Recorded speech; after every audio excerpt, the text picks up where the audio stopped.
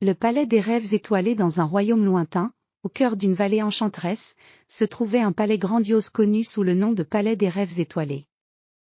Ce palais était célèbre pour sa beauté éblouissante et ses mystères fascinants. Les murs du palais étaient en marbre blanc et or, ornés de fresques racontant des histoires de légendes et de rêves.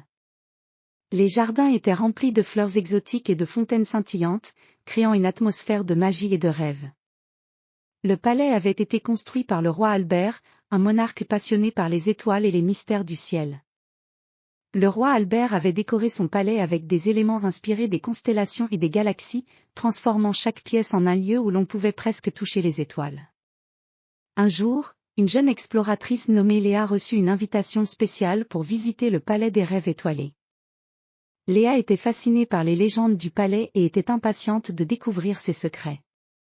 Elle se prépara pour ce voyage avec une grande excitation, en apportant un carnet pour prendre des notes et un appareil photo pour capturer les merveilles qu'elle allait découvrir. À son arrivée au palais, Léa fut accueillie par un majordome en costume d'époque. Le majordome l'accompagna à travers les vastes portes en bronze du palais, qui s'ouvrirent avec un murmure mystérieux. Léa entra dans le hall principal, un espace immense avec un plafond décoré de fresques célestes représentant les constellations.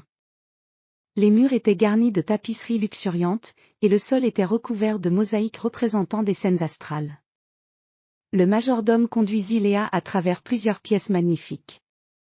La première pièce était la salle des étoiles, où le plafond était un dôme de verre qui permettait de voir le ciel nocturne, même pendant la journée.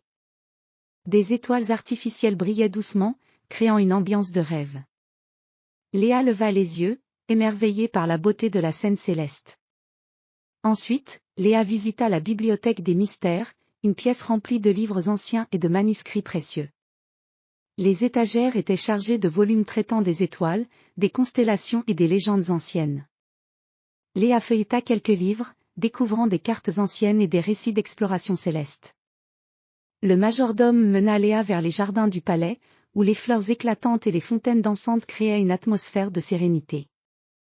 Les jardins étaient disposés en motifs de constellations, et chaque section était ornée de sculptures représentant des créatures mythologiques.